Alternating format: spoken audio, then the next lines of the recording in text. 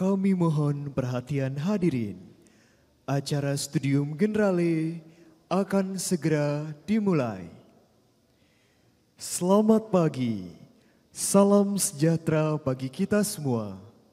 Pada hari ini, Rabu 27 Maret 2024, kita akan mengikuti Studium Generale bersama Direktur Teknologi Industrial Designer PT Sentra Surya Eka Jaya, Bapak Yusuf Nurdin, dengan topik Mendorong Kemajuan Bangsa Melalui Industri Alutsista. Acara hari ini akan diawali dengan menyanyikan lagu kebangsaan Indonesia Raya. Hadirin dimohon berdiri.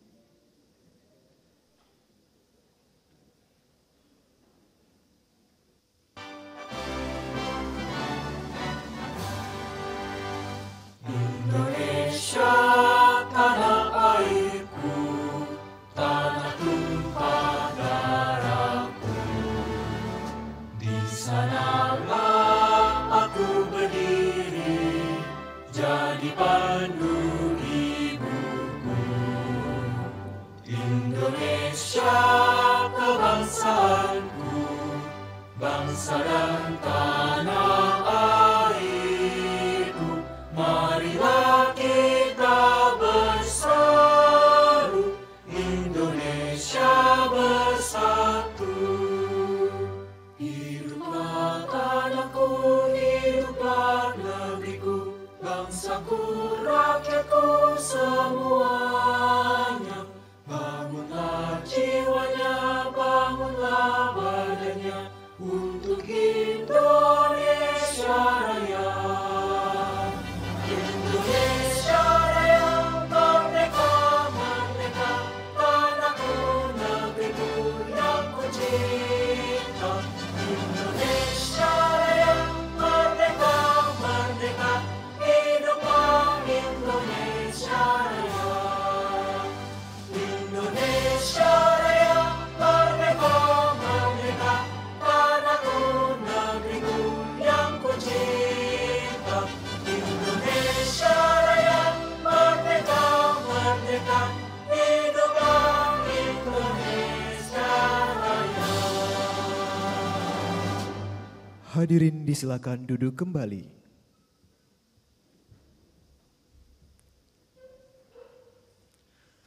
Selanjutnya, kita akan mengikuti penyampaian sambutan dari Koordinator Mata Kuliah KU 4078 Studium Generale yang sekaligus akan membuka acara pada hari ini. Kami silakan dengan hormat Insinyur Henry Syamsuddin MSc PhD IPM.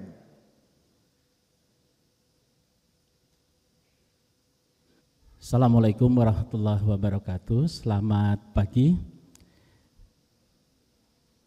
Selamat pagi. Baik, kita tetap semangat ya. Apalagi topik kita hari ini tentang sesuatu yang sangat membutuhkan semangat adik-adik semua. Senang sekali pada pagi hari ini kita kembali berkumpul di sini dalam kondisi sehat walafiat. Kita ucapkan puji syukur kehadirat Tuhan Yang Maha Kuasa. Karena topik yang akan dibahas pada pagi hari ini adalah topik yang sangat menarik, sekaligus juga sangat penting dengan kondisi Indonesia, baik sekarang maupun nanti di masa depan. Kami ucapkan selamat datang kepada Bapak Yusuf Nurdin, selaku Direktur Teknologi dan Industrial Designer dari PT Sentra Surya Eka Jaya, yang sudah berkenan hadir untuk memberikan kita wawasan tentang apa itu industri alutsista dan peran dari kita semua di dalam industri tersebut.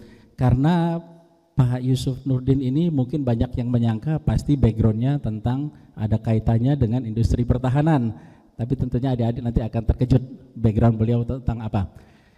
Terima kasih juga kepada Bu Nedina yang sudah berkenan Bu untuk menjadi moderator dalam diskusi kali ini. Kita akan mendapatkan satu materi yang nantinya adik-adik semua bisa seperti biasa menyiapkan pertanyaan-pertanyaan baik yang hadir di Ganesha maupun di kampus Jatinangor ataupun di kampus Cirebon. Terima kasih Bu Naomi yang sudah mengarrange acara pada pagi hari ini. Seperti biasa Pak Umar Hayam dan juga Pak Ade. Ini maaf Pak, pengaruh dari pagi hari ini Pak Ade, dan juga kepada seluruh adik-adik mahasiswa yang hadir baik di kampus Ganesha maupun di kampus Jatinangor dan kampus Cirebon. Untuk tidak memperpanjang dan kita juga menghemat waktu, maka dengan ini mewakili Pak Wijaya yang kebetulan berhalangan hadir, saya buka acara studium general kita pada pagi hari ini dengan topik mendorong kemajuan bangsa melalui industri alutista yang akan nanti disampaikan oleh Bapak Yusuf Nurdin. Selamat pagi, Assalamualaikum warahmatullahi wabarakatuh.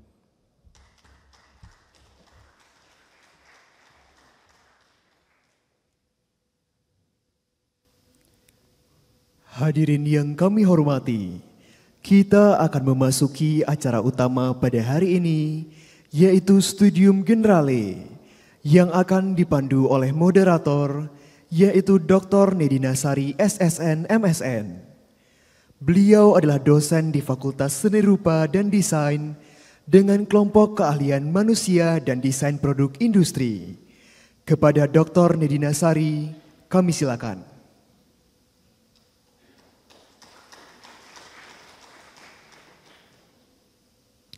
Selamat pagi semua. Assalamualaikum warahmatullahi wabarakatuh.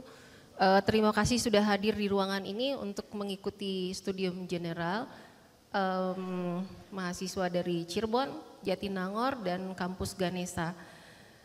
Alhamdulillah Bapak Yusuf Nurdin sudah hadir juga bersama kita hari ini untuk membagikan berbagai pengalaman beliau yang lebih dari 20 tahun di bidang industri alutista ya Pak.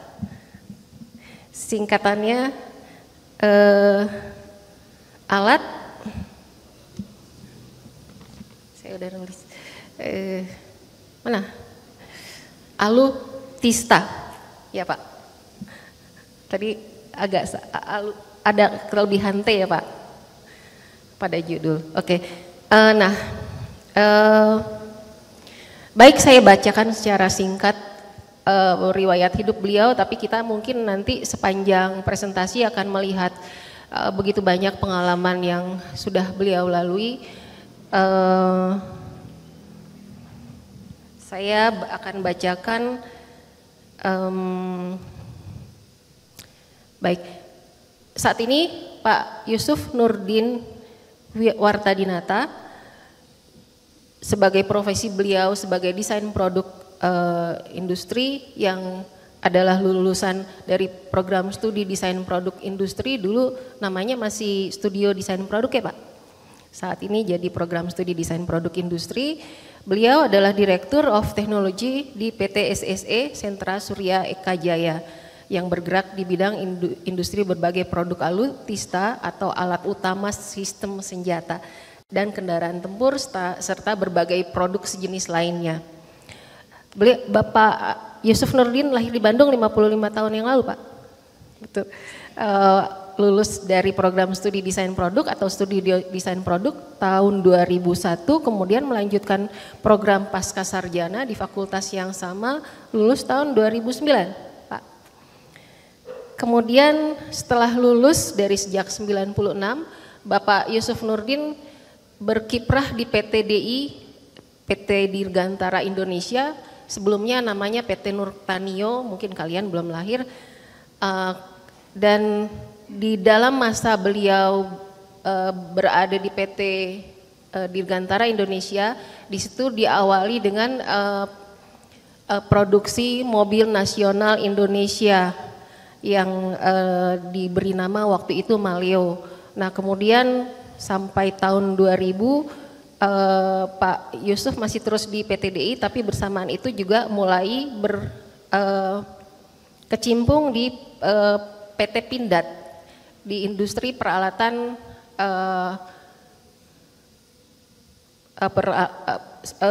sama dengan minat beliau di peralatan tempur, kendaraan dan persenjataan lain-lain. Kemudian selama beliau mendampingi PTDI, yang beliau banyak kolaborasikan di sana adalah studi tentang berbagai persoalan yang berhubungan dengan manusia, aspek desain, ergonomi, seperti hal antropometri, biomedika, faal kerja, dan lain-lain.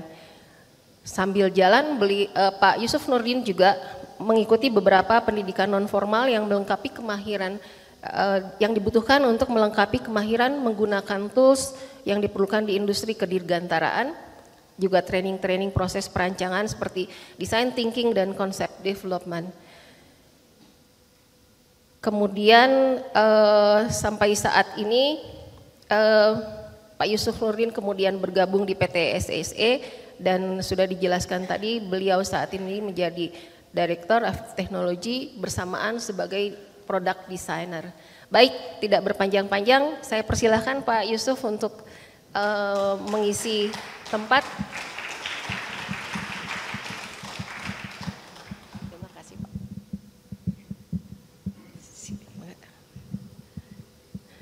Dipersilahkan Pak Yusuf untuk langsung mungkin ada perkenalan tambahan yang tadi kurang saya sebutkan dan menyampaikan presentasinya. Terima kasih, silakan Pak. Boleh di podium atau di sini bebas. Duduk juga boleh. Selamat pagi, Assalamualaikum warahmatullahi wabarakatuh.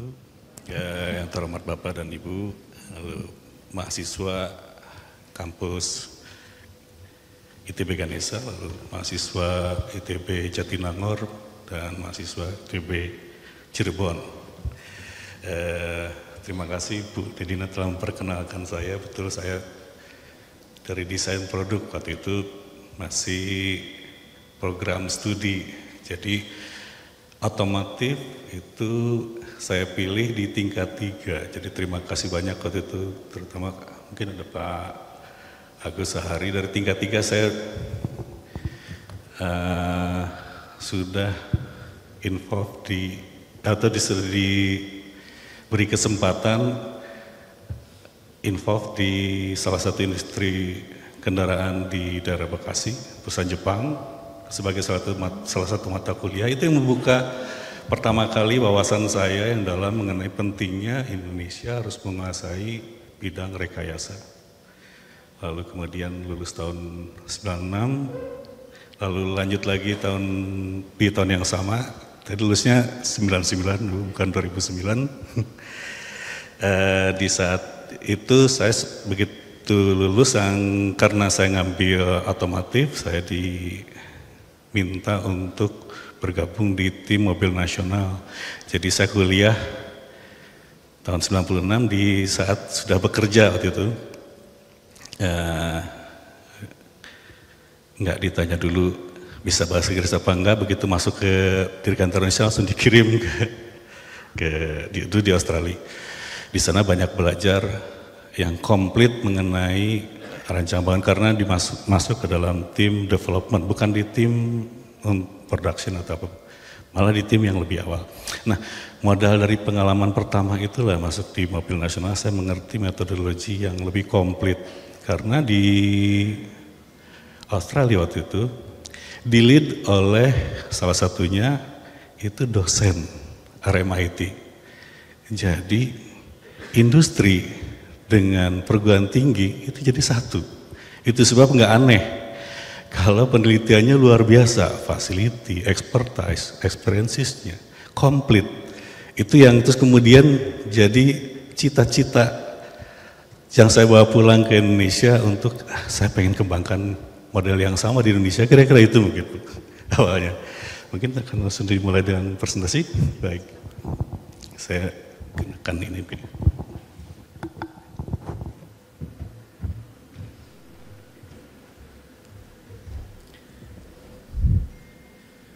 Pagi ini saya terima kasih banyak diberi kesempatan untuk sharing. Yang pertama mengenai kenapa industri pertahanan itu penting, yang berikutnya lagi sharing mengenai pengalaman kami 22 tahun di perusahaan 22 tahun. Saya sendiri pengalaman saya 28 tahun,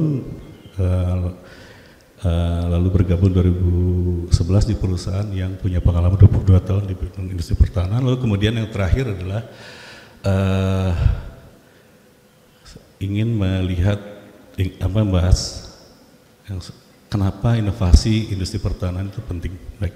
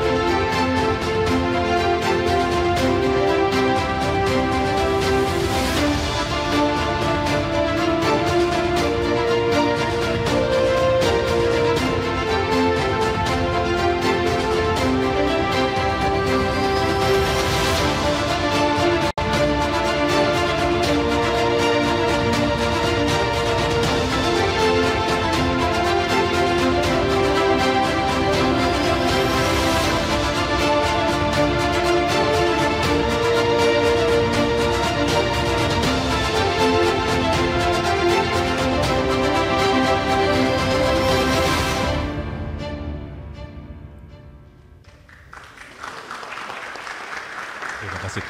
Yang tadi adalah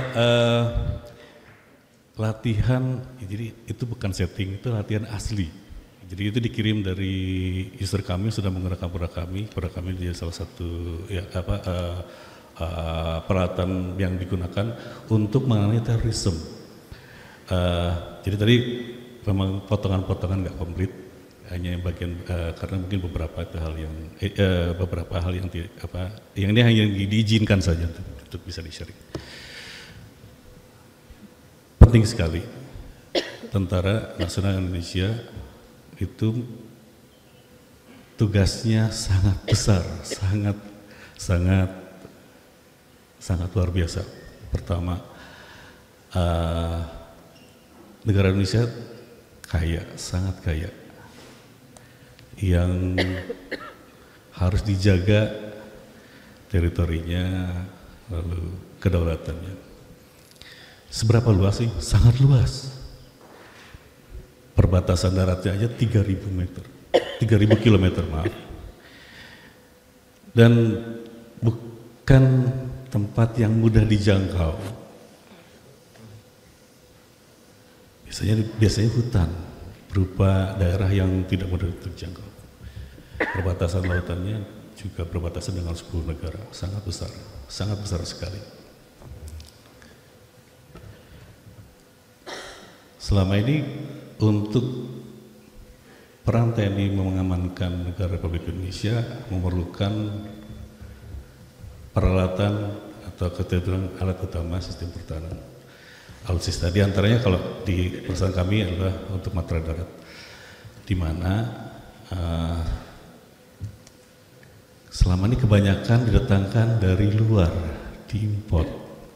Tadi kalau kita lihat betapa luasnya dan juga bukan area yang mudah diakses, artinya apa? Kebutuhannya jadi sangat spesifik. Sementara kendaraan yang fasilitas yang disiapkan di luar belum tentu dirancang untuk operasional yang serupa atau sama dengan Indonesia. Karena utamanya negara mereka atau industri pertahanan di negara mereka itu utamanya untuk keperluan pertahanan dalam negerinya sendiri. Itu sebab kenapa penting. Setiap tahun anggarannya besar untuk pengadaan, lalu pengadaan itu harus menjadi kesinambungan. Artinya apa? Naturalnya peralatan akan rusak atau akan tidak sesuai lagi dengan tactical operasionalnya, tactical requirement-nya. Sehingga pengadaan itu harus berkesinambungan. Pengadaannya nilainya besar. Kalau kita belanjakan di luar, artinya kita membiayai investasi perusahaan di luar untuk makin maju. Itu sebab dari arahan Bapak Presiden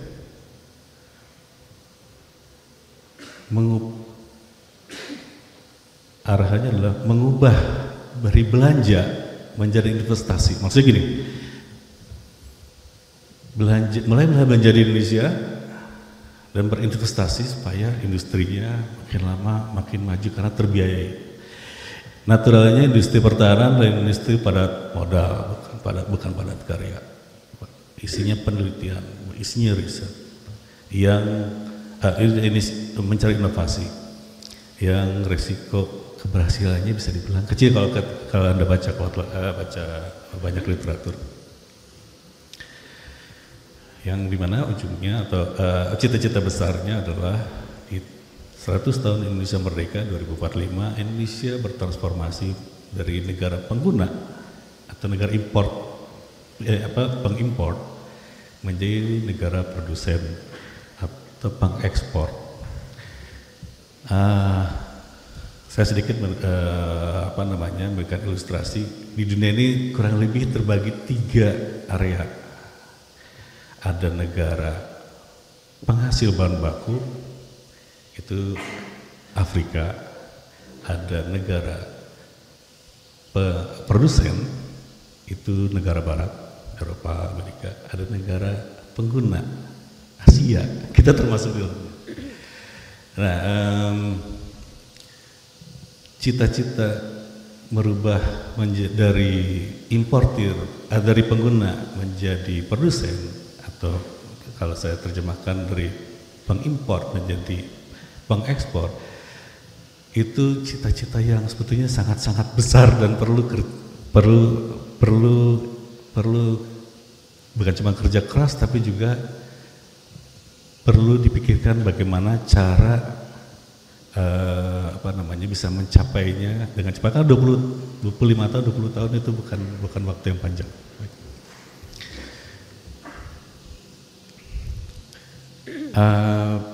Dalam kerangka itu PT SSC, perusahaan yang pada saat ini saya pimpin,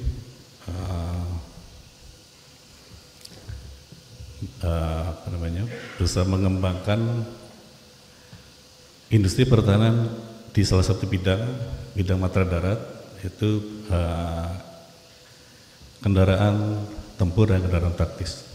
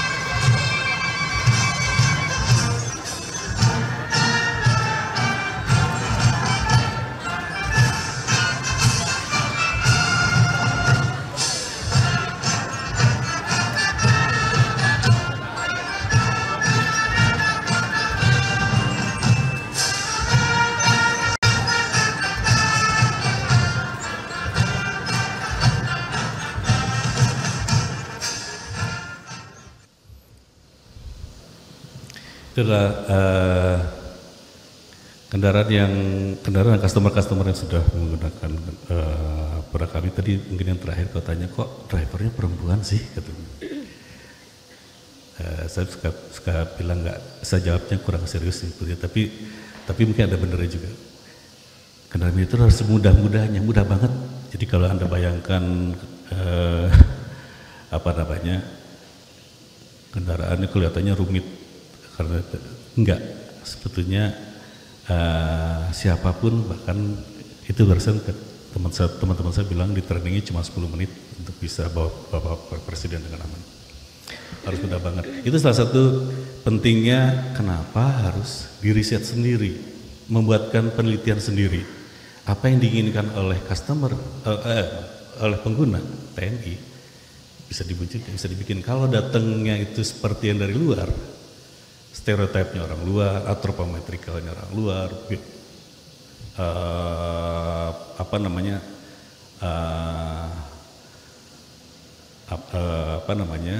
seperti prosedur taktisnya orang luar, akan jadi sulit buat orang Indonesia karena stereotipnya berbeda. Mengenai perusahaannya saya sendiri, dari tahun 2002 sebetulnya kami SSC lahir di tengah Indonesia sedang ada embargo. Indonesia mungkin kalau baca sejarah Indonesia itu pernah diembargo 10 tahun, 96 sampai tahun 2006, di mana kesulitannya luar biasa. Ada peralatan tapi mungkin suku cadangnya tidak ada, sehingga waktu itu penting Indonesia harus bisa membuat sendiri. Lalu kemudian mulai digunakan tahun 2003, digunakan untuk anti terorisme terutama, terus kemudian dikembangkan berikutnya. Setiap tahun kami bikinkan tipe yang baru, produk yang baru. Pada saat itu saya masih di kantor Indonesia, Infox, untuk bantu developer di perusahaan ini. Lalu kemudian tahun 2007-2008 kami ekspor. Jadi Indonesia pernah ekspor, Bapak Ibu, ke negara mana? Ke negara yang kira-kira situasinya mirip seperti Indonesia. Mereka nggak punya kesulitan juga untuk mendapatkan peralatan yang dibutuhkan saat itu dari negara-negara Barat. Lalu kemudian di tahun-tahun berikutnya mengembangkan peralatan yang lebih spesifik lagi, terutama di 2013 mulai merancang P6 ATAF. P6 ATAF yang tadi kalau di video dilihat diangkut oleh helikopter, itu berkaitan dengan personal TNI yang sebagian itu tidak mudah diakses dengan lewat darat. Terpaksa harus bisa naik, hanya bisa diangkat dengan helikopter. Lalu kemudian tahun-tahun berikutnya lagi mengembangkan kendaraan-kendaraan yang mulai dilengkapi dengan sistem senjata. Saya mau cerita sedikit, mungkin jadi pertanyaan, apa sih bedanya kendaraan komersial dengan kendaraan militer? Kendaraan militer adalah bagian dari sistem senjata. Saya kalau lihat kendaraan komersial, definisinya adalah untuk mentransport orang dan barang dari satu titik ke titik lain. Sementara kendaraan militer adalah bagian dari sistem senjata. Ada senjata yang harus diawaki, harus diangkut. Jadi sangat spesifik. Jadi pertanyaan, kalau saya lihat, Pak, kenapa enggak dari mobil niaga terus kemudian dipasangin dudukan senjata terus kemudian dibawa perang? Tidak seperti itu, karena mobil niaga tidak pernah diuji seperti tadi. Harus bisa fording, masuk ke dalam air sekurang-kurangnya tinggi 80 cm sama 1,2 meter. Gradien harus bisa nanjak di 60%, side slope bisa di 40%, lalu kemudian bisa ditransport dengan C-130, bisa diangkat dengan helikopter, bisa di drop pakai parasut, bisa bisa dengan aneka fuel, tipe fuel, biodiesel, bahkan kerosene minyak tanah. Untuk keleluasaan pengguna bisa menggunakan di mana saja di Indonesia. Nah, semua penelitian dan implementasinya kami daftarkan di haki karena cirinya, salah satu ciri industri pertahanan dalam negeri harus bisa menunjukkan ini. Ini bukti, kebetulan di ruang ini ada expertnya di bidang haki, Bapak Rizky Adri Wilaga. Mungkin di sesi berikutnya mau spesifik mana itu. Ini berikutnya adalah juga certified di kelaikan maupun di di Litbang Angkatan Darat dan Kemhan. Ini adalah implementasi di produk-produknya tipe P6 tadi. Lalu kemudian ada P2KM, Intai. Jadi ini yang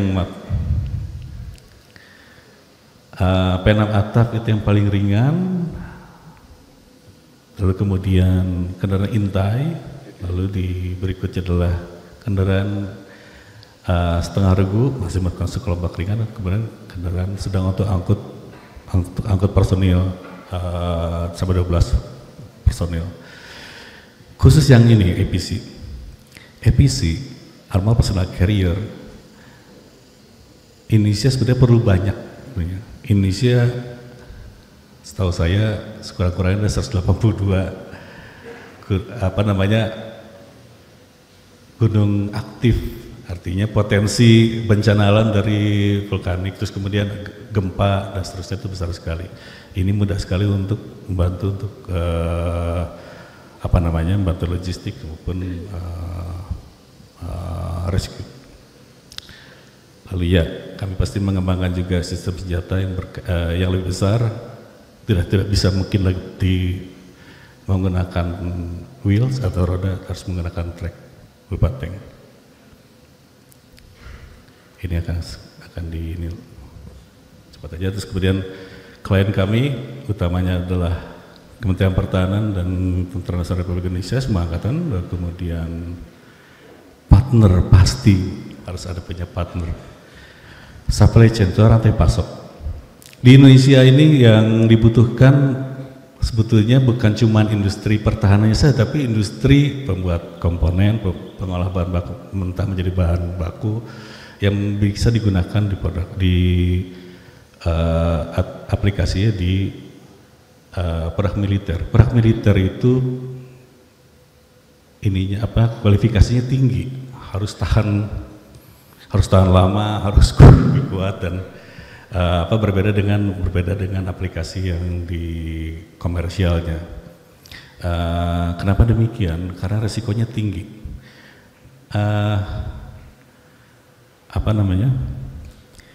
Kalau ada orang tanya, seringkali tanya, di kendaraan militer apa sih paling termahal dalam satu perang militer?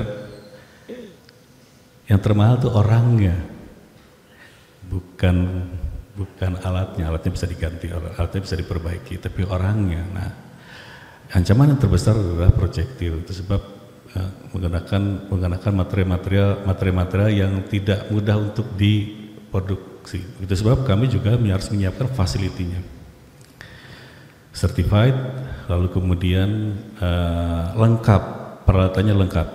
Kami menggunakan Dassault System. Lalu ada pertanyaan lagi, awalnya gimana sih ngerancang kendaraan militer? Dimulai dari dalam. Jadi saya tadi mungkin sebelum masih kuliah sempat ngobrol, klien kami utamanya Tentara Nasional Republik Indonesia, tentara, soldier. Apa sih soldier? Orang, fokusnya ke orang. Tentara yang dipersenjatai, bukan orang biasa-biasa. Itu sebab sangat mahal orangnya. Ancamannya juga luar biasa, nyawa. Bukan itu sebab kalau dilihat ini proses pertamanya, ini penelitian mengenai orang, mengenai user. Mengenai bukan cuma sekedar antropometri, tapi juga kognisi. Seberapa orang mudah memahami alat. Karena kalau tidak dibikin atau gini, jangan sampai nanti alat yang kita buat tidak mudah difahami operasionalnya, sehingga nanti kesalahan kerusakan alat itu disebabkan oleh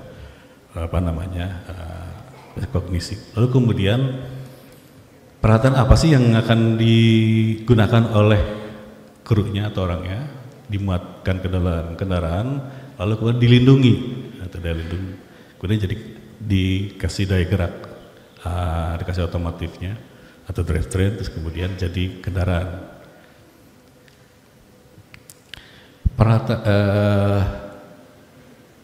Kalau tadi prosesnya khusus, lalu kemudian materialnya khusus, ya jadi proses manufacturing juga jadi khusus. Salah satu contoh, mobilnya harus ringan tapi kuat, ringan dan kuat. Itu berarti materialnya bukan material yang biasa-biasa. Mungkin teman-teman yang di teknik mesin paham kalau misalnya carbon steel udah high carbon, terus kemudian high hardness di atas 600 hardness Brinell. Mungkin kalau sekarang yang apa namanya lebih populer sekarang udah sampai 620 hardness Brinell, high tensile strength dengan yang apa dari atas 1200. Contoh tubular ini, tube ini udah very high, tensilenya udah sekitar 1118. Artinya apa? Artinya kendaraan ini kalau ada benturan atau ada apapun yang berkaitan dengan mekanikal, orang di dalamnya aman. Lalu yang kedua yang nggak kebayang mungkin ini kan pasti akan dimuati oleh senjata besar. 12,7 recoil sekitar setengah ton lah recoilnya, tapi peralatannya sendiri ada sekitar 281 kg. Kalau dengan munisinya ada sekitar 300 kg. Kalau diberhentikan tiba-tiba atau dilempar dengan parasut, bagaimana frame bisa menghandle peralatan yang seberat itu? Kira-kira ini peralatan-peralatannya.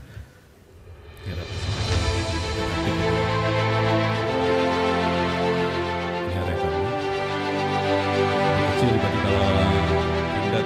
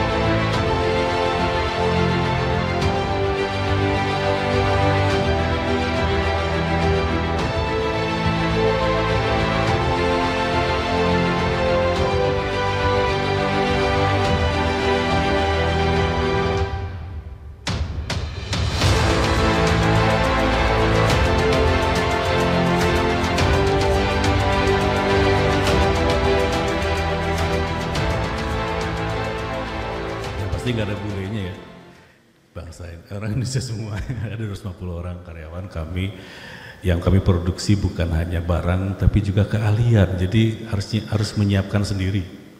Di mana keahliannya bukan hanya untuk perancangan, tadi kalau Anda lihat dimulai dari mana? Dimulai dari orang, betul-betul dari kertas kosong bisa jadi barang, semua dikerjakan oleh orang Indonesia. Dan tadi kalau lihat yang seharusnya diantaranya adalah lulusan dari ITB juga tahun 2006 dan 2000 berapa sih?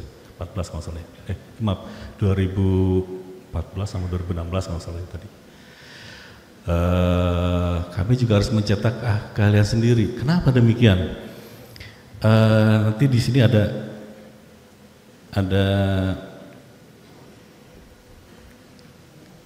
TOT, Bapak Ibu, ada transfer teknologi. Indikasinya enggak, kapan pernah seluruhnya komplit, selebihnya harus mengembangkan sendiri. Iya betul. SDM kami trainingkan di beberapa negara untuk bisa konsentrasi bawa ke Indonesia, dikembangkan sendiri untuk membuat inovasi di Indonesia oleh orang kita sendiri, dilengkapi sendiri. Seperti tadi saya sampaikan, kenapa begitu penting inovasi di kendaraan militer. Kendaraan militer itu bagian dari taktis tempur, bagian dari sistem senjata. Jadi harus dibuat yang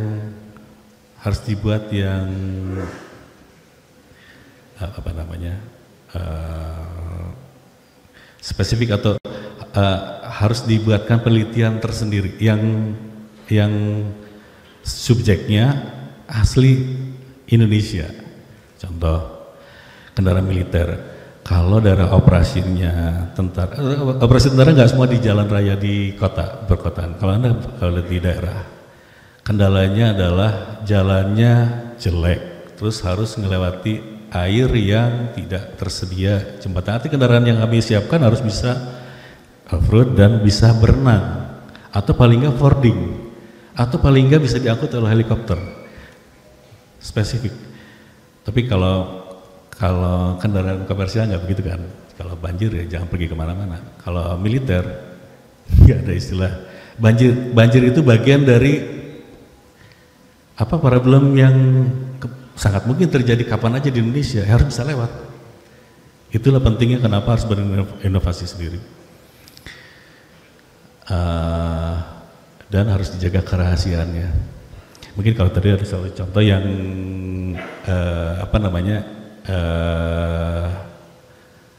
TNI itu banyak memberikan requirement. Nah, requirement itu terus kemudian dituangkan menjadi produk. Sebetulnya requirement itu terbatas, tidak boleh dikerjakan oleh orang asing sebetulnya. Karena berkaitan dengan taktis tempurnya. Kebayang aja, saya akan bertempur seperti apa, terus minta dibikinkan ke negara lain. Ya, sehingga tahu persis kegunaannya, senjata yang dipakai, daya atau letalitinya, atau seberapa mematikannya, terus apa kelemahannya. Kebayang tidak? Harus dikerjakan sendiri gitu. Itu sebab ada undang-undangnya, di undang-undang Kementerian Pertahanan nomor 16 tahun 2012. Itu diantaranya di dalamnya, selain pertahanan itu adalah kewajiban kita semua, termasuk saya, termasuk Anda, termasuk semua orang yang bisa berkontribusi untuk dunia pertahanan, untuk apapun berkaitan dengan mempertahankan negara Indonesia. Terus kemudian juga diatur mengenai betapa pentingnya itu bersifat rahasia. Dalam hal apa sih rahasianya? Pertama pasti berkaitan dengan operational requirement, lalu kemudian ada tactical requirement-nya. Pertama tactical requirement-nya berkaitan dengan operational requirement-nya, terus kemudian ada technical requirement-nya. Ini berkaitan dengan taktis, ini penting dan rahasia sifatnya, makanya sebaik-baik seharusnya dikerjakan sendiri oleh bangsa Indonesia. Nggak akan bicara mengenai konsep tempur, mengenai logistik, terus kemudian mengenai komponen. Jadi penting kenapa komponen Pak, Bapak, Ibu kalau masih harus tergantung dari luar, diputus salah satu, komponen tidak masuk ke Indonesia, berhenti, kita nggak bisa ngapa-ngapain.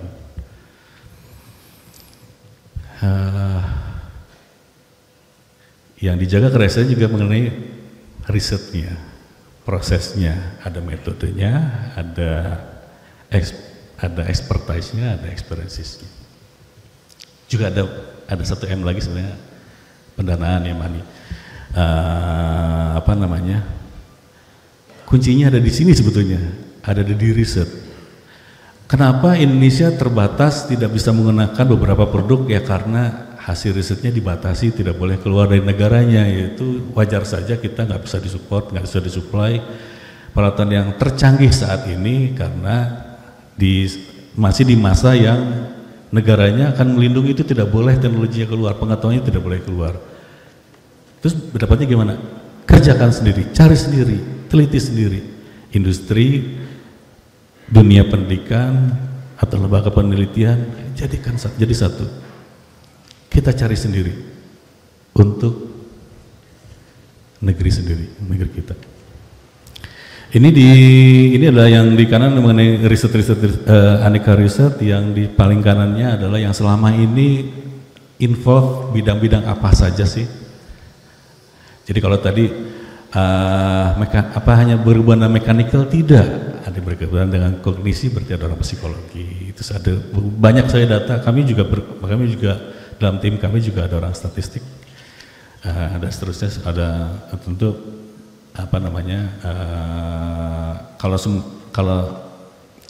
disiplin ilmu teknik, semua disiplin teknik, para teknik itu pasti akan butuh dari kimia, chemical, begitu juga pengolahan dan sebagainya.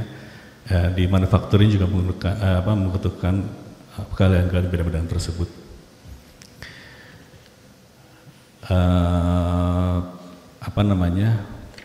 Termasuk implementasi bagaimana dari penelitian dasar terus kemudian diimplementasikan menjadi desain.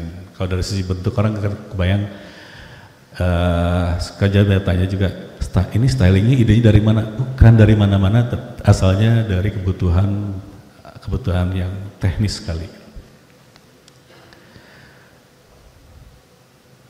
Terus implementasinya diterapkan pada 3 hal yang besar, otomotifnya, daya geraknya, terus daya gempurnya. Kami pasti industri seperti kami akan mengembangkan sistem bagian dari pengembangan senjata. Lalu kemudian daya lindung. Ini saya cerita soal daya lindung. Jadi yang berusaha saya daftarkan paten pertama sebetulnya bukan mobil sebetulnya. Pertama dulu malah yang saya berusaha daftarkan di tahun 2006 itu penelitian mengenai material armor yang kami develop dari material komersial. Karena Indonesia masih di embargo saat itu, kami nggak bisa disuplai armor plate, tapi di Indonesia ada wear plate. Kalau dilihat mechanical propertiesnya, terus kemudian lihat chemical propertiesnya juga kok mirip ya. Oh mungkin beda prosesnya, quenchingnya ini dan itu. Terus kami tes 2004 kami gunakan fasilitas lorong tembak, terus kemudian tahu selisihnya berapa, itu kemudian taruh di belakangnya, mungkin pakai composite.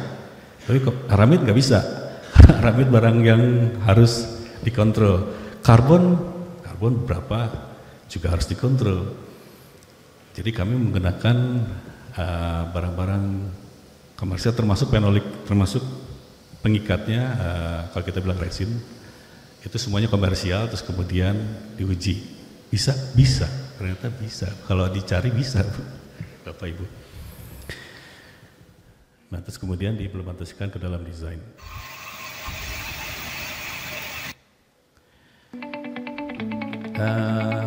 Saya rasa demikian. Sedikit aktivitas tadi tujuan, terus aktivitas, terus kemudian resultnya, hasilnya. Setiap tahun kami alhamdulillah meskipun produk militer itu tidak pernah sebanyak produk komersial, selalu di bawah industrial scale dari kuantitinya. Tantangan sangat besar bagi kita semua, bagi saya, Anda juga, terutama di dunia riset. Dari apa yang saya paparkan mungkin akan terbayang berapa atau apa saja yang jadi kendala atau jadi PR industri pertahanan untuk di 100 tahun Indonesia Merdeka nanti 2024 menjadi industri yang sangat mandiri, menjadi industri yang kuat. Saya bisa memiliki bisa untuk ekspor. Terima kasih banyak.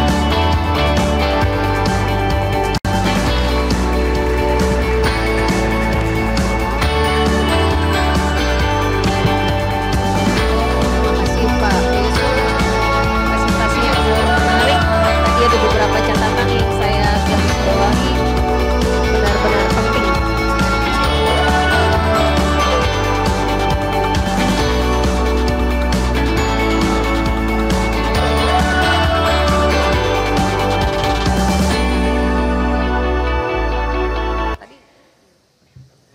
Baik, kalau saya sebagai mahasiswa pasti saya akan punya banyak pertanyaan.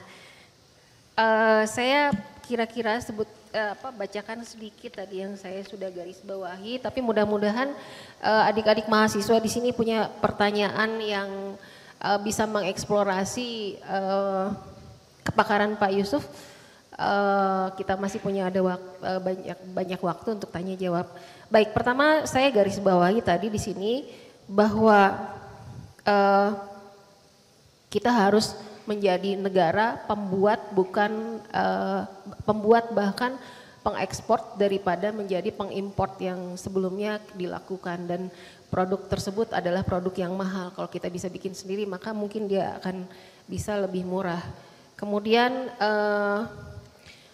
yang utama lagi bahwa pada kendaraan alat tempur yang paling mahal adalah manusianya, sehingga ini menjadi tugas bidang-bidang yang berhubungan dengan persoalan kenyamanan ya Pak ya, bahwa para penggunanya harus merasa nyaman, dia bisa menggunakan berbagai peralatan di dalam kendaraan tersebut dengan mudah. Tadi diperlihatkan ada yang mengemudikan seorang wanita dan sangat ringan, dalam waktu berapa menit Pak bisa belajar?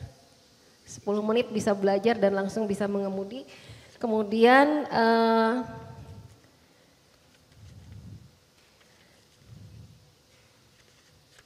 soal ya material tadi ya, material bahwa dia harus ringan dan kuat karena dia harus bisa bisa digunakan dengan berbagai cara distribusi, bisa menggunakan berbagai alat bahan bakar, bisa menahan berbagai gempuran pada peristiwa yang terjadi di dalam sebuah pertempuran. Dan yang paling penting kalau kita lihat tadi dari presentasi beliau, banyak berbagai bidang keahlian ilmu yang bekerja di sana yang saat ini beliau pimpin. Jadi adik-adik semua di sini yang terdiri dari berbagai bidang disiplin ilmu, beliau nanti menjadi staf di sana. Baik, silahkan kita akan lanjutkan dengan tanya jawab. Ada yang sudah mulai angkat tangan, kita akan, lumayan. Kita pilih dulu 3 orang, kebetulan 3 orang ada di depan semua. Baik, silahkan disampaikan, mic-nya bisa dipakai. Tolong sebutkan nama, NIM, dari kampus Cirebonkah, Jatinangorkah, apa Ganesakah? Silakan. Oke, selamat pagi Pak Yusuf Nurdin dan Ibu. Perkenalkan sebelumnya saya Muhammad Yahya Ayas dari. Oke, selamat pagi. Sudah aman? Perkenalkan saya Muhammad Yahya Ayas dari Fakultas Teknik Pertambangan Perminyakan ITB di Ganesha. Nah, sebelumnya saya ingin berterima kasih atas materi yang sudah Bapak sampaikan. Itu sangat membuka insight baru bagi saya. Lalu saya ingin bertanya, perusahaan SSE yang Bapak miliki ini bergerak dalam industri alat berat Indonesia dengan tujuan utamanya itu merancang dan menyediakan kendaraan militer untuk Tentara Nasional Indonesia terutama atau untuk alutsista. Dan di awal tadi Bapak juga menunjukkan ada slogan yang menurut saya itu sangat menarik, yaitu Vis Pacem Parabellum. Dan juga itu saya setuju dengan hal tersebut karena saya berpikir bahwa untuk menciptakan negara yang damai itu perlu militer yang kuat.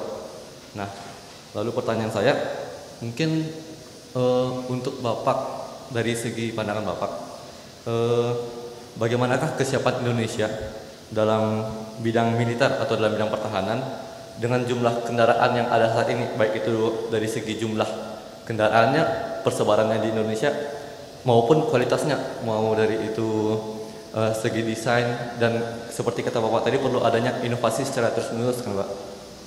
Nah, apakah Indonesia itu saat ini sudah berada di tahap yang siap siaga ataupun siap untuk melakukan pertahanan apabila terjadi pergempuran ataupun perperangan secara mendadak? Dan jika belum, apakah Bapak memiliki sebuah rancangan atau rencana ke depannya sehingga pada tahun keberapa di Indonesia ini akan siap akan hal tersebut? Mungkin segitu saja, terima kasih. Kita tunggu ya Pak semuanya ya. Baik, silakan selanjutnya. Oke, sebutkan nama, NIM, dan kampus mana. Oke, terima kasih kepada Bapak dan Ibu yang telah mengizinkan saya. Perkenalkan, saya Aska dari Fakultas Teknik Mesin dan Dirgantara. Saya ingin bertanya, perusahaan Bapak ini PT SSC kan bergerak kepada kendaraan perang seperti itu. Apa yang membedakan perusahaan Bapak dengan PT Pindad yang juga sama-sama menghasilkan kendaraan perang? Lalu yang kedua, tadi sepenangkap saya itu kan kendaraan ini dibuat untuk agar dibuat sekuat mungkin sehingga dapat melindungi orang di dalamnya.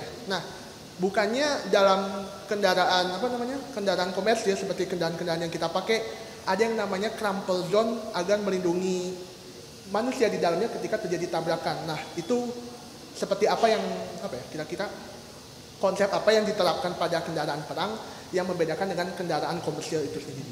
Mungkin sekian, terima kasih. Baik. Terima kasih, silakan selanjutnya tadi.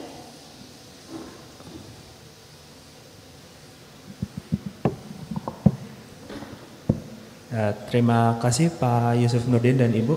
Perkenalkan saya Balthazar Yeremia Wijaya dari Rekayasa Kehutanan. Pengen tanya, penasaran aja sebenarnya, kalau tadi kan kesannya itu kendaraan yang itu perusahaan Bapak produksi itu kan kesannya hanya dijual ke militer dan diekspor. Apakah mungkin bisa dijual ke warga biasa, ke civilian gitu?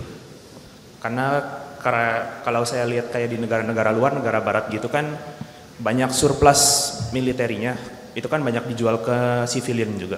Ya, terima kasih. Baik, Bapak silakan untuk menjawab dulu. Ya, menarik nih pertanyaan-pertanyaan. Baik. Yang pertama mengenai Indonesia seberapa kuat sih sebetulnya dengan sebetulnya hari ini sebenarnya saya punya data tapi kayaknya bukan di event yang sekarang ya. Tapi kurang lebih saya kasih ilustrasi aja.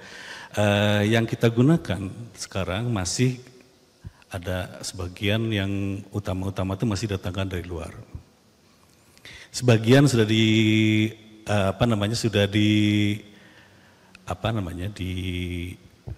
dan diproduksi sendiri di Indonesia.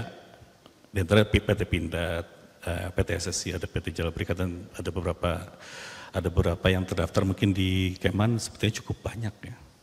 Kalau total pembuat yang sedang mengembangkan industri komponen untuk militer ya. Lalu kemudian sampai dengan ada juga industri integrasi seperti kami, itu kita sekitar 180-an total ya. Tapi nanti data lengkapnya akan kami share ke panitia.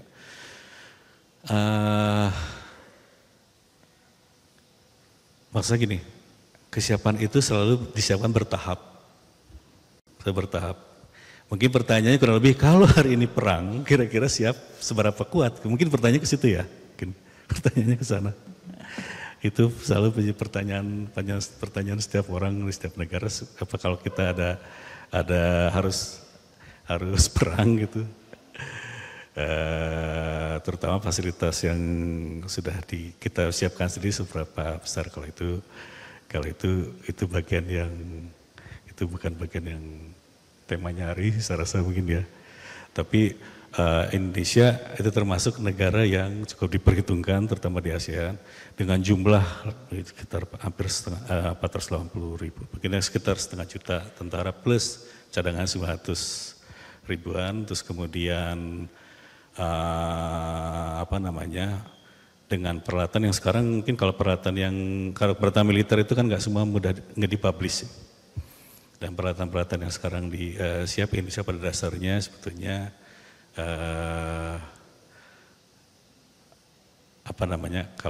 kalau dibilang masih kurang banyak sih sebetulnya. Masih kurang banyak dari sisi jumlah maupun dari sisi ini. Itu tadi kendalanya. Kendalanya bukan semata-mata uang, Pak, Ibu. Kalaupun punya uang, tapi negara produsennya tidak bisa menjual, tidak boleh menjual keluar negaranya, ya kita nggak akan pernah punya, harus create sendiri. Nah, saya tadi bilang kurangnya masih banyak, justru itu tantangannya. Selisihnya harus kita kerjakan sendiri.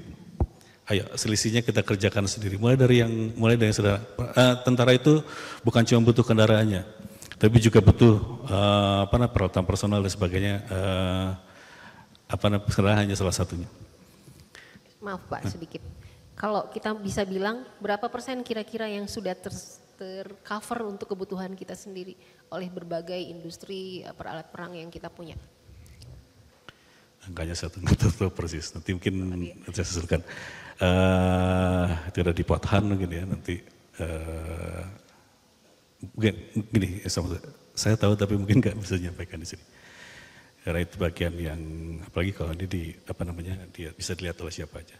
Jadi ada beberapa hal yang Anda boleh tahu, tapi mungkin hanya tertentu saja yang berkaitan yang boleh tahu dengan kekuatan. Tapi saya hanya mengindikasikan bahwa kendaraan kita sebagian itu udah generasi udah lewat. Itu harus dimodernisasi, dan menurut saya yang modernisasi harusnya anak bangsa sendiri, kita, rakyat Indonesia yang menyiapkan rakyat Indonesia. Jangan tergantung sama asing, karena asing akan ngasih generasi yang sudah nggak mau mereka keep. Negaranya memutuskan, oh ya, yang teknologi ini udah boleh keluar. Artinya apa? Dia udah punya yang terbarunya. Sama seperti virus dan vaksinnya, susulan selalu. Kesusulan. Jadi inovasinya nggak pernah berhenti. Mungkin nggak jawab secara tapi mudah-mudahan Anda memaklumi lah. Ini kalau ini kayaknya jawabannya perlu dimaklumi. Mudah-mudahan cukup puas dengan jawaban saya. Yang kedua apa? Yang kedua mengenai apa bedanya PT Pindad dengan PT SSE. Sebenarnya gini, kalau kepemilikannya PT Pindad itu badan usaha milik negara, SSE Sentra Surya Gajah itu badan usaha milik swasta BUMS, di mana ada dua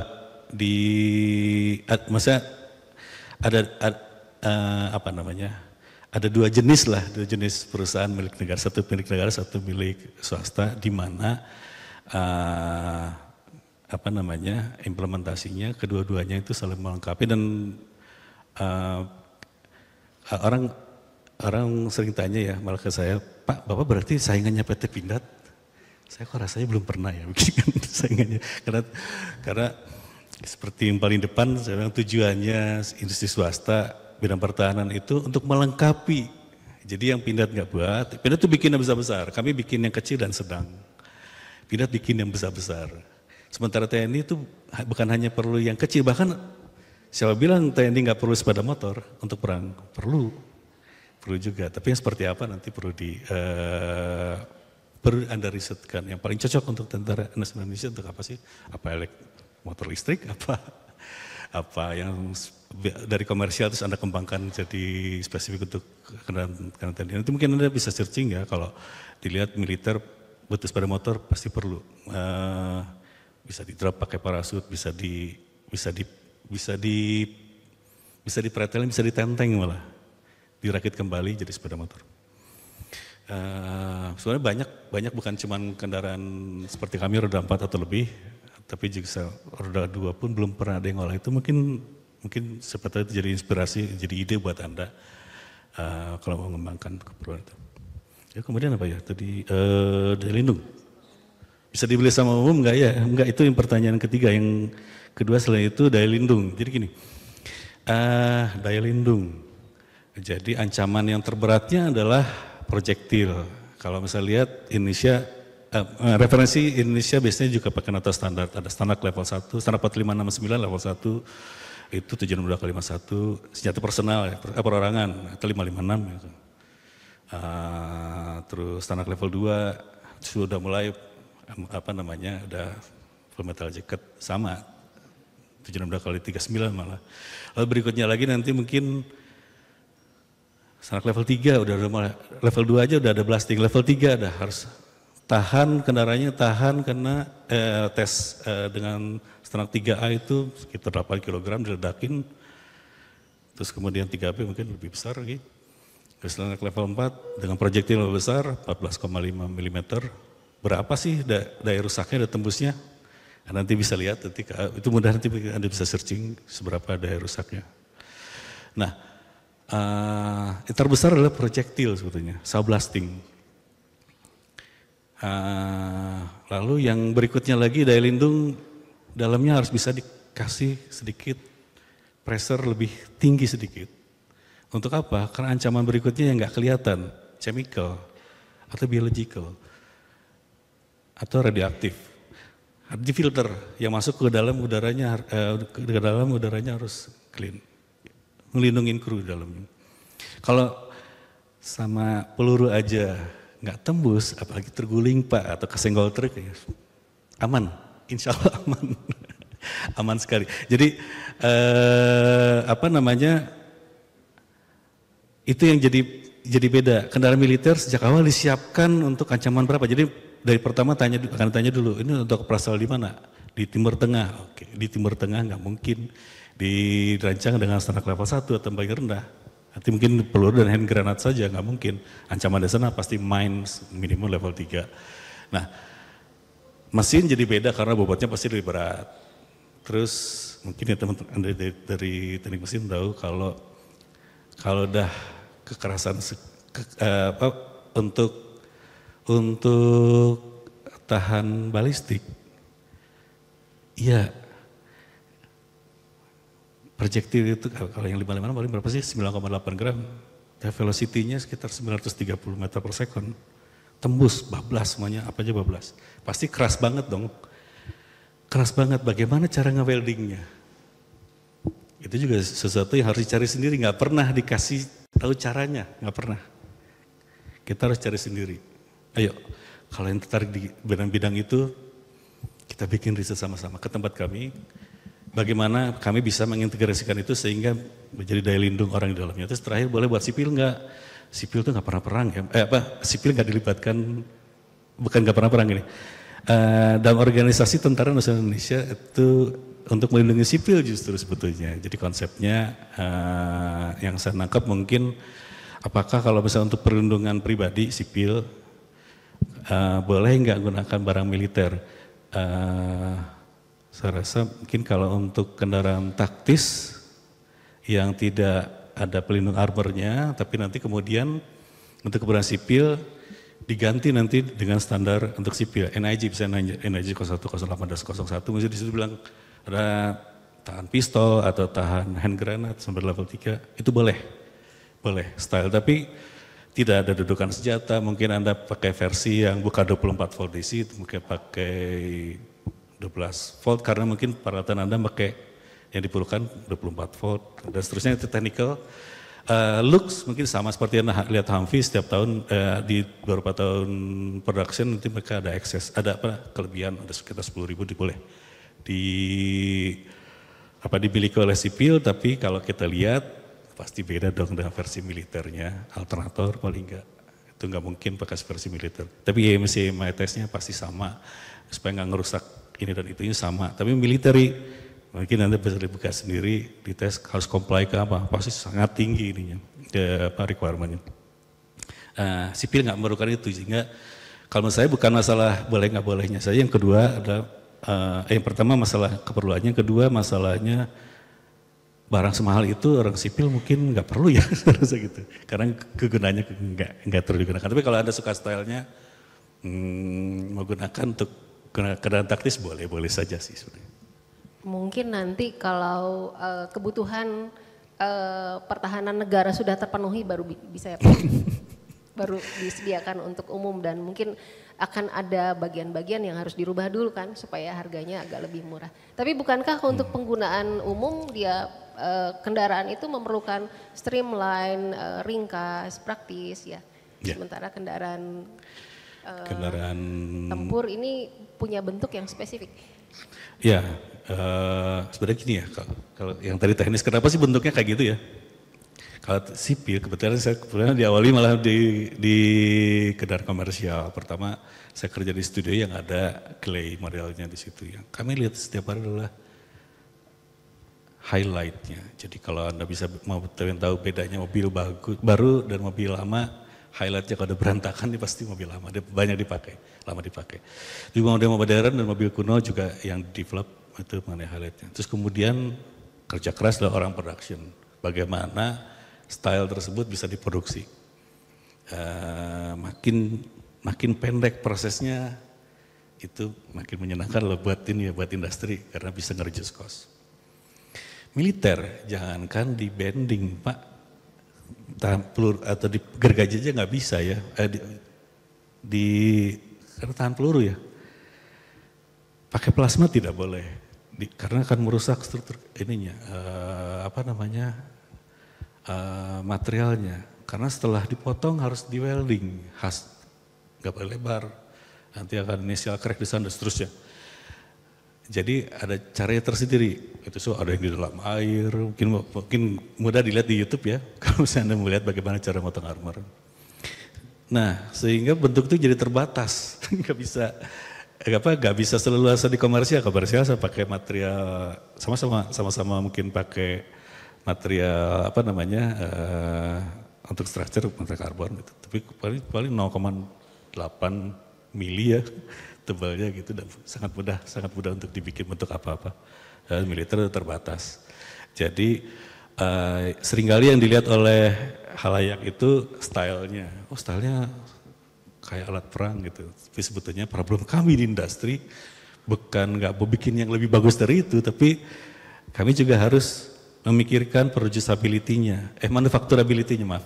Manufacturability-nya, kalau desain styling bisa bikin apa aja, tapi kalau masuk ke manufacturing harus dipikirkan prosesnya mungkin apa enggak. Salah satu contoh, untuk material yang hardness-nya di atas 600, sepertinya perlu preheat. Siapa yang bisa ngelas di dalam benda yang sudah dipanaskan di oven dulu 130 derajat Celcius, di dalamnya suruh ngelas. Gak mungkin kan, mungkin robotik.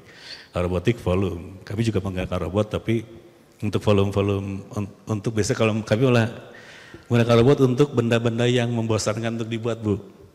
Jadi ya dia disuruh kerja itu aja mau, biasanya itu komponen suspension system dan sebagainya, biar robot aja yang kerja. Tapi kalau yang harus teliti, kami biasakan karyawan kami untuk melihat hasil pekerjaannya bukan pakai mata, tapi pakai ini juga.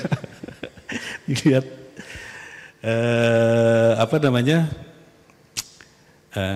kendaraan untuk material militer kuncinya ada di welding soalnya. Ada di welding. Kalau robot nggak bisa report apa-apa. Orang yang bisa ngelihat.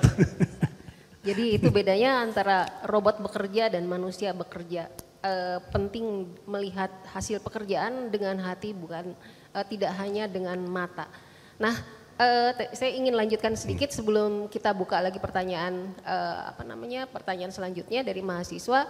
Tadi 3 orang dari mahasiswa Ganesha, kita belum persilahkan mahasiswa dari Jatinangor, Cirebon, tolong siapkan.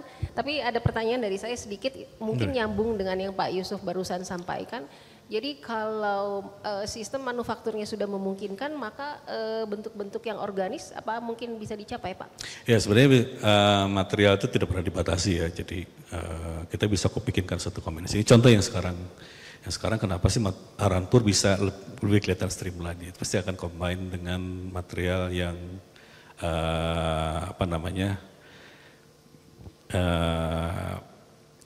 mudah dibentuk sejak awal. Contohnya pakai pakai composite misalnya, Kalau sekarang mungkin kalau Anda tahu juga material armor itu bukan cuma aramid tapi juga ada pakai polietilen, polimer. Bisa menggunakan polimer. Jadi bisa sejak awal dicetak untuk bentuk-bentuk yang tidak kaku untuk hanya flat saja atau hanya ekstrusi saja. Itu bisa dikombinasi dengan itu. Nah, itu justru sebetulnya dibutuhkan kreativitas. Saya sangat mendambakan banyak desainer. Ini desainer di Indonesia itu terlalu sedikit kalau menurut saya untuk untuk di bidang industri pertahanan. Padahal sebetulnya yang diperlukan oleh tentara itu luar biasa banyak bantuan dari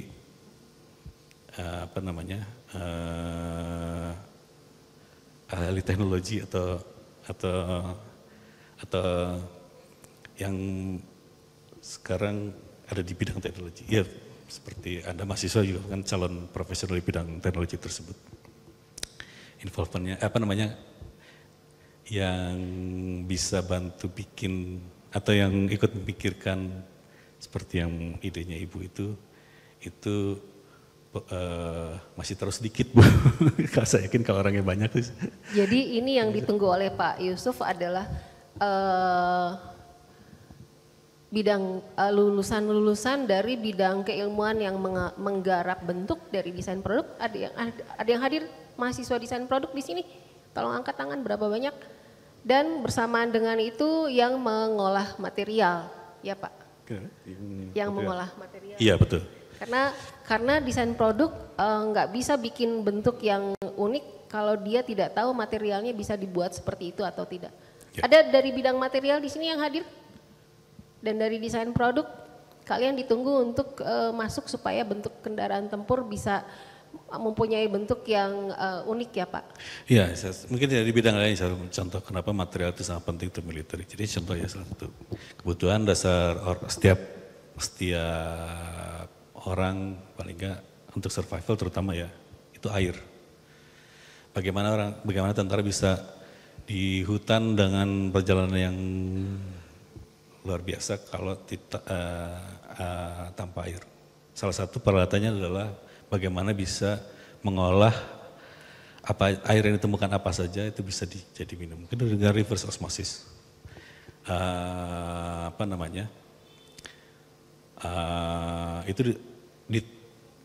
Jadi bisa jadi ditemukan di aplikasi komersial, tapi terus kemudian Anda kembangkan jadi aplikasi untuk keperluan militer. Nah, kreativitasnya di mana ya? Ya selain harus handy, harus mudah dibawa dengan kan kemampuan mekanik orang. Tapi juga kalau itu harus dibuang, harus ditinggalkan di satu tempat, itu ya pertama mungkin ya jangan kelihatan itu sebagai suatu benda industrial. Kalau dibuang seperti daun atau seperti apa, sehingga kalau nggak ninggalin jejak. Yang kedua mungkin harus environmental friendly juga. Itu sebab sangat penting inovasi dari apa yang ditemukan di material diimplementasikan di militer jadi sangat penting. Antara itu. Baik, udah siap? Selanjutnya siapa yang mau tanya lagi? Kita masih punya waktu 5 menit harus ngebut nih. Masih ada yang mau tanya? Oke, ada 2 orang. Silahkan mendekat ke mikrofon. Bisa dua-duanya ke kiri dan satu ke kanan. Silahkan. 2 orang, ada lagi? Oh ada 1 lagi, silahkan maju ke mikrofon biar langsung. Baik. Cek.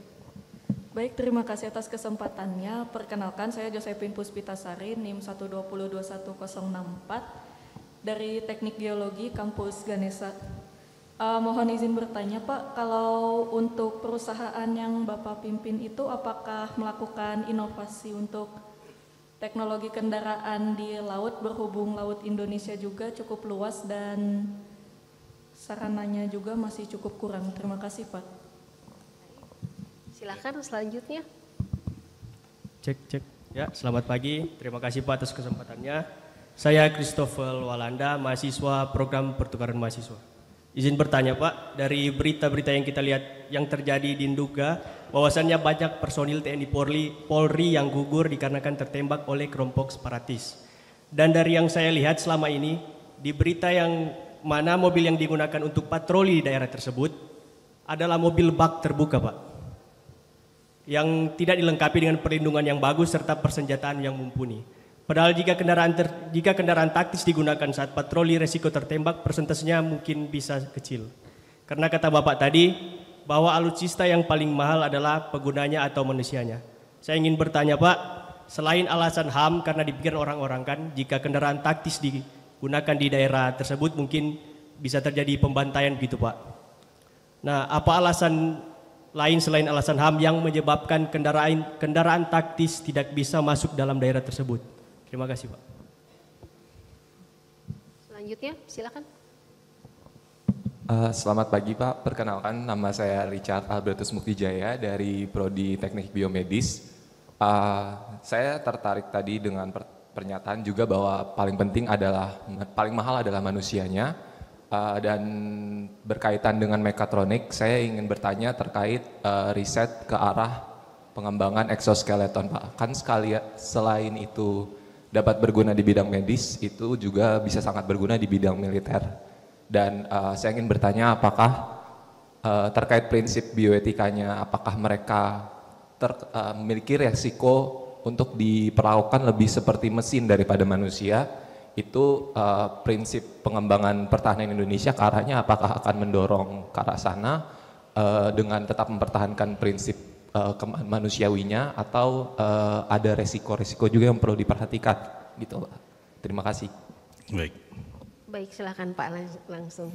Ini ada 3 pertanyaan yang saya menjawab yang 2 dulu ya kali ya. Boleh ya?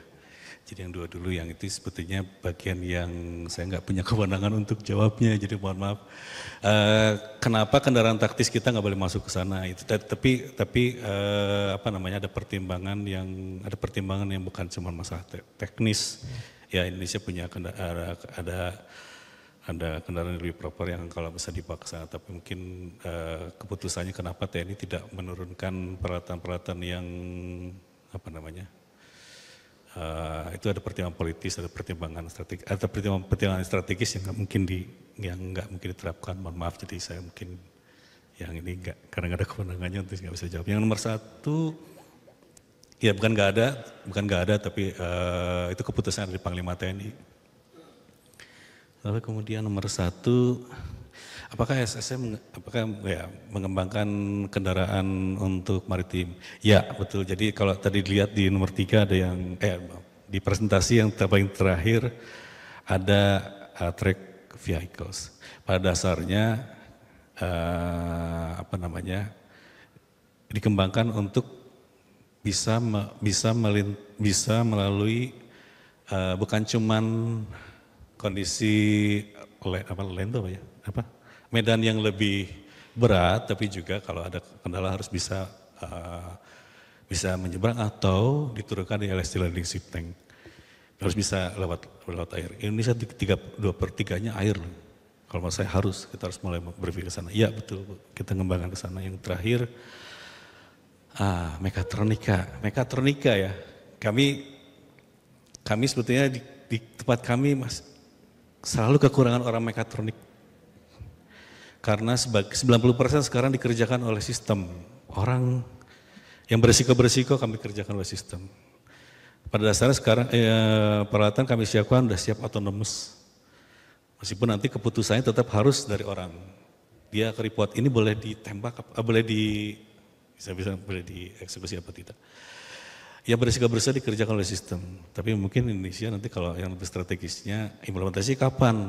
Indonesia harus punya satelit sendiri yang dedicated untuk kegunaan militer dengan bandwidth yang lebar dan kemudian bisa terhubung sampai dengan level individu. Setiap orang bisa terhubung dengan sistem yang lebih besar. Saya rasa itu mungkin coba ya arahnya menuju ke sana. Baik, terima kasih Pak Yusuf Nurdin. Waktu kita ditambah 5 menit sebenarnya. Oh enggak, silakan Pak. Masih bisa. Masih bisa. Sambung sedikit, mau dibuka pertanyaan lagi atau saya menerusin? Mungkin penutup aja Pak. Penutup, baik. Ya. Baik. Saya nomor satu, pertama-tama sangat senang sekali berada di hadapan Bapak Ibu yang terhormat dan mahasiswa baik di kampus Ganesha, kampus Jatinangor maupun kampus Cirebon. Dengan yang pertama pasti kalau alumni ITB sangat sampai tua sangat bangga pada alma maternya, gak ada batasnya. Jadi kalau begitu dihubungi, Bu, saya sebetulnya ada kegiatan sering tugas ke luar, tapi khusus untuk ITB saya akan menyiapkan. Jadi hari ini alhamdulillah, meskipun mungkin kalau dengar ceritanya, waduh ini kok sempat tanggal ini atau tanggal itu karena, tapi saking sangat inginnya berbagi dengan kampus saya sendiri, itu saya alhamdulillah sangat senang bisa terlaksana. Industri pertahanan adalah industri yang harus dimiliki oleh setiap negara yang ingin negaranya selalu berdaulat. NKRI, Negara Kesatuan Republik Indonesia itu wilayahnya besar sekali, luas sekali, asetnya luar biasa, luar biasa. Kewajiban setiap warga Indonesia untuk mempertahankan negerinya sendiri. Perannya bisa dari mana aja, dari apa aja. Bisa seperti saya langsung masuk ke alat pertahanan. Bisa ada sebagai peneliti yang jadi mungkin bisa dimanfaatkan oleh industri pertahanan. Bisa juga nanti mungkin ada di bidang-bidang yang kelihatan mungkin secara tidak langsung ada meneliti tentang manajemen, meneliti tentang psikologi atau apa. Tapi pada dasarnya sebenarnya industri pertahanan itu tidak semata-mata dari hanya beberapa jurusan saja, industrial design, mungkin teknik mesin yang paling banyak, mekatronika banyak sekali di tempat kami, lalu orang-orang di teman-teman dari produk manufaktur juga ada di tempat kami. Bidang apa saja, semua bidang itu sangat diperlukan untuk industri pertahanan. Jadi mudah-mudahan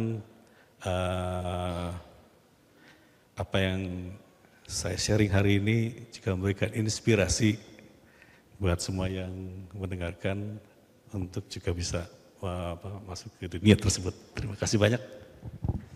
Baik, terima kasih Pak Yusuf Nurdin.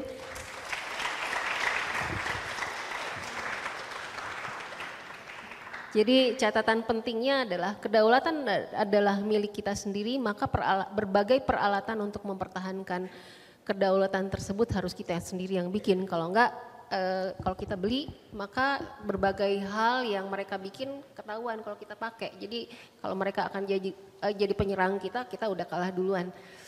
Dan berbagai bidang keilmuan tadi persilahkan Pak Yusuf menanti di SSE untuk bergabung, mungkin bukan cuma SSE ya Pak ya, akan ketika nanti bidang ini meminta sangat banyak, maka akan banyak pula tempat-tempat yang bisa menerima kalian semua bergabung di industri peralatan keamanan atau peralatan tempur disebutnya Pak. Peralatan pertahanan. Baik, terima kasih. Waktu kita pas lebih sedikit. Terima kasih Ibu Naomi, kita diberi waktu tambah 5 menit. Kita tutup kuliah umum hari ini. Selanjutnya kami persilahkan kepada MC. Terima kasih. Kepada Bapak Yusuf Nurdin, kami mohon untuk tetap di tempat. Selanjutnya, Koordinator Mata Kuliah KU 4078 Studium Generale akan memberikan piagam penghargaan kepada Bapak Yusuf Nurdin. Kepada Bapak Henry Syamsuddin PhD, kami silakan.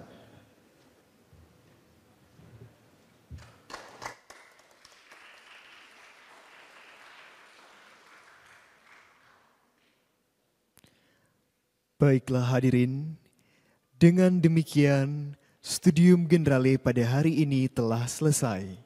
Terima kasih atas perhatian hadirin dalam mengikuti acara ini. Selamat siang, salam sehat selalu.